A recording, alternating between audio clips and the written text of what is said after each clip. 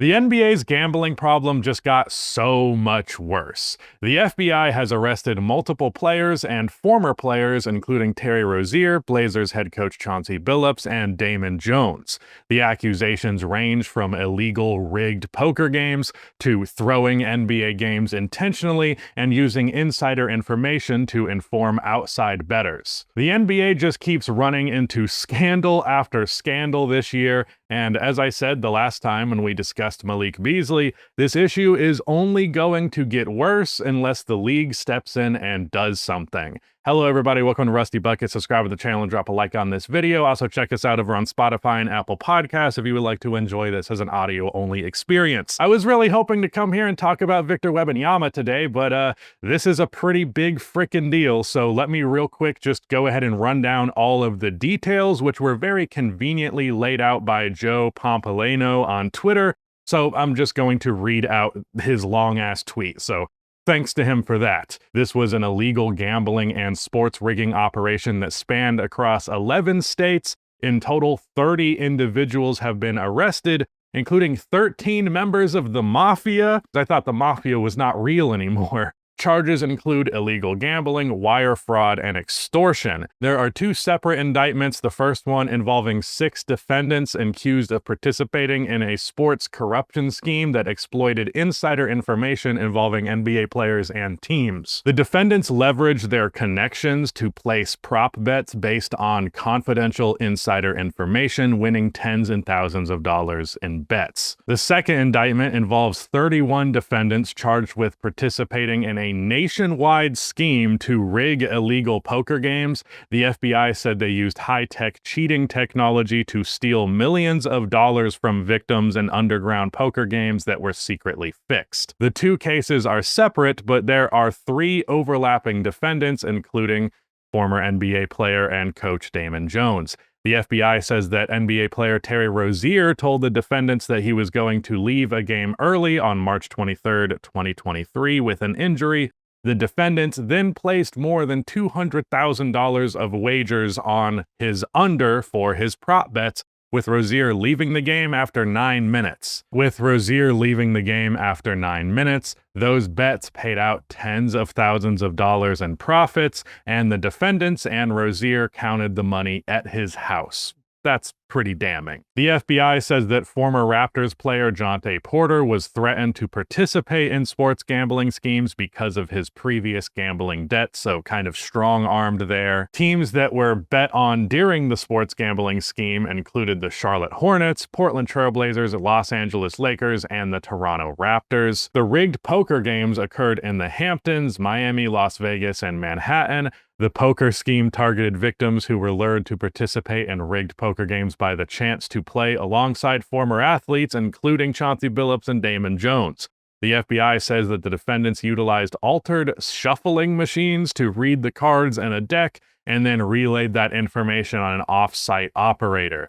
The off-site operator, known as the quarterback, then sent that information to someone at the table. The FBI also says that the defendants utilized other cheating technologies, including poker chip trays that read cards through hidden cameras, special contact lenses and glasses that could read marked cards, and X-ray poker tables that could read cards face down. What kind of fucking 007 shit is this? The FBI says the defendants robbed a victim at gunpoint to acquire a rigged shuffling machine, so that's not ideal, and not that any of this is. The sports gambling investigation was called Operation Nothing But Net, while other poker investigations were called the Operation Royal Flush. So yeah, the FBI is very corny, in case you were wondering.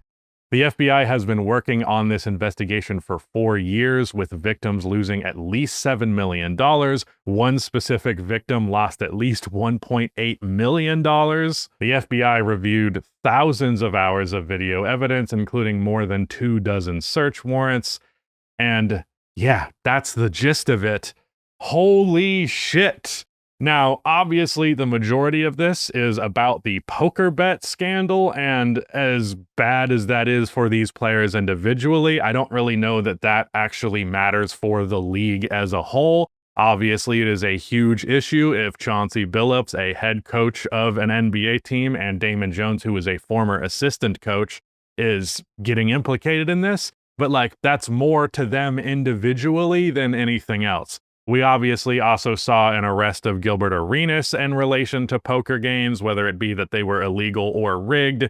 So it seems to be a very common practice for former NBA players. I guess this is their way of getting their kicks now that they can't play, but one way or the other, that's bad. It's not good for the league, but the actual like betting on game stuff is far more important. Now, Terry Rozier was previously arrested, and that seemed to have had those charges dropped, but clearly not in this case, and I'm going to read Terry Rozier's lawyer's statement about this. We have represented Terry Rozier for over a year. A long time ago, we reached out of these prosecutors to tell them that we should have an open line of communication. They characterized Terry as a subject, not a target, but at 6 a.m. this morning, they called me to tell me that FBI agents were trying to arrest him in a hotel. It is unfortunate that instead of allowing him to self-surrender, they opted for a photo op. They wanted to misplace glory of embarrassing a professional athlete with a perp walk. That tells you a lot of the motivation in this case. They appear to be taking the word of spectacularly incredible sources.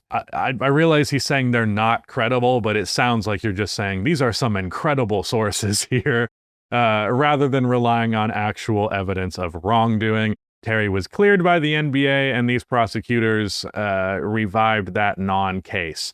I don't know that because Rozier was cleared by the NBA, that explicitly means that he is not actually doing some shit. The NBA, from what it seems, tries to kind of sweep this stuff under the rug, not, persecute as hardly as they could. Obviously, in the case of something like Jonte Porter, where it was just clear as day, they're going to immediately try and nip that in the bud. But the NBA would prefer, if there is gambling happening, that it just not be exposed, rather than like, they're not going to go out of their way to expose it. You know what I mean? The lawyer goes on to say Terry is not a gambler, but he is not afraid of a fight, and he looks forward to winning this fight.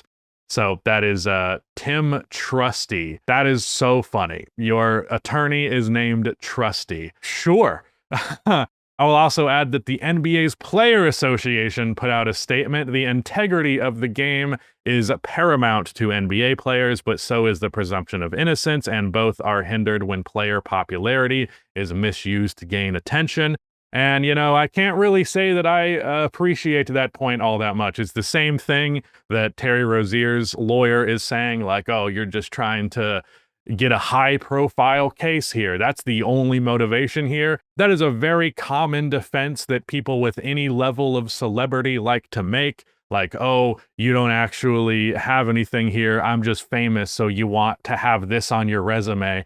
I think that's a very, very weak excuse. And frankly, if this was the case, if they were really focused on locking in big names, well, LeBron James could have been implicated in this if we're just going off of very loose evidence. But as was mentioned in the original summary of the FBI stuff, they have apparently thousands of hours of video evidence. So I don't think this is just because Chauncey Billups and Terry Rozier are kind of famous. I especially don't think it's because fucking Damon Jones is famous, because he's not. As I mentioned, Chauncey Billups got caught up in illegal poker betting, not sports betting. Actually, one quick addendum. What's a good term for that? One quick extra note. There is actually something very suspicious in the files about this stuff that relates to Chauncey Billups. It doesn't name him explicitly, but says that there was some insider information given on the Trailblazers tanking and pulling a bunch of starters, and then it names like Defendant 8 or something like that. What does it call him? Co-conspirator number 8, who played from 1997 to 2014 and became a head coach in the 2020s. So they're talking about Chauncey Billups. I don't know why they don't just say it, because that's about as much information as you could possibly give to reveal that immediately. But no, Chauncey Billups might actually be caught up in gambling stuff too, which is fucking crazy for a head coach. It's one thing for the players to be doing it. You expect an extra level of professionalism and integrity out of the coaching staff. So Man, this story just gets wilder and wilder. But just for some further evidence of this, apparently 2 years ago on a poker podcast, Chauncey was said to have rigged poker games and scammed people out of thousands of dollars in both Los Angeles and Las Vegas. This must have been like 5 years ago, 2019-ish, I think, 4 years ago, where there was this game. It started in LA and then it came to Vegas for a few days, and it was all built around Chauncey Billups. And I had heard about the game, and the person who told me about it was like, "Look, I know the game runners. I'm telling you 100% this game is on the up and up." And I was like, "Well, I know a lot of the people that are involved, and I'm telling you 100% that it is not on the up and up." Yeah. And we kind of went back and forth, and I agreed that like I just wasn't going to go play it, but I had some friends who went and played it both in LA and in Vegas, and it obviously like was for sure confirmed to be cheated. Mm-hmm. Like people who clearly didn't even understand the rules of No Limit Hold'em are just like jamming hundreds of big blinds in with like a gutty and then just drilling it. Yeah. Only the pros are losing. Like how is it figured out? Like it just I can't remember if this was the game where no over the loudspeaker. Yeah. No. Okay. That was Pierce. Oh, okay. Well, it's still. I mean, it's not like Chauncey and Pierce don't know each other. I feel like it's probably the same crowd overlapping there. Gotcha. But maybe not. Either way, it was basically confirmed amongst all of the pros that the game was cheated, but there's just no recourse. Gotcha. Now, what's real interesting, as I mentioned with the potential implication of LeBron, even though I don't think there is nearly enough evidence to do that at this current moment, Damon Jones in 2023 had insider information as a friend of LeBron that he was going to be missing a game for the Lakers. So he apparently told a bunch of other people to go bet on the Bucks winning that game because LeBron would not be playing. So using that insider information to leverage a bet, you could argue, if you want to be really bad faith against LeBron, that he did this intentionally to give Damon Jones a boost to be a good friend to him. I don't think LeBron himself is getting caught up in this, or at least I don't think he would ever risk such a thing. I think LeBron's PR brain, I just don't think could allow him to get caught up in something like that. But, maybe not. This is the guy who said ain't no party like a Diddy party. So maybe not. Probably the thing that is most interesting, and maybe this does go along with the idea that it's just going after a famous person, because LeBron is mentioned specifically in this. However, there is another player on the Lakers who apparently Jones used insider information on, but they don't reveal who that player is. So that's odd. Maybe that means LeBron did more stuff, or maybe it means that the FBI was like, ooh, we can mention LeBron. I do want to say this, and this is very important. The FBI is not the most ethical organization historically or right now. There are a bunch of fucking clowns running the FBI. Not that clowns are all that much better than the fucking devils who typically would run that shit. Not that the FBI does only bad things. Obviously, there are cases where they're doing really important stuff, but the FBI is a massive organization. They also, wrote a suicide letter and sent it to Martin Luther King and told him to do it or else. This is not an ethical organization. Do not just think, crime organization in the America, they're automatically the good guys. No, just because movie makes the FBI good guy all the time does not mean they are actually good guy. However, there appears to be quite a bit of evidence here, and even if this ends up being smaller than it looks like it could be, at the very least there is a lot of fucking smoke here. And I'm kind of annoyed because, again, I wanted to talk about Wemby today, but yeah, I don't see how this is going to get any better unless the NBA does some shit. I don't even know what it is, but the constant hammering of sports betting at every turn, when you make something this prominent, that idea is immediately in the heads of so many NBA players. And 95% of them are going to be smart enough to know that they should not do that shit. But enough of them will, and again, I only think we are going to continue to have more and more names revealed, because a lot of the times in these cases, like especially in the case of Jontay Porter, they just did some really obvious shit.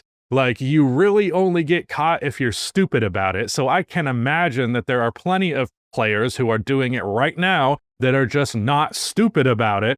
And yeah, I cannot. The NBA has had so many fucking scandals lately. There's already been a bunch of gambling scandals throughout the last like 2 years or so. I think Jontay Porter was about 1.5 2 years ago. But ever since then, I mean, we had Malik Beasley, which appears that he is cleared. However, I don't want to say that explicitly, given that Terry Rozier appeared to be cleared, but now is implicated once more. Wild shit. Wild shit. I will probably have more on this when there is more information. Wow. That's all I have to say about it for right now. Thank you so much for watching this video. Good God. Goodbye.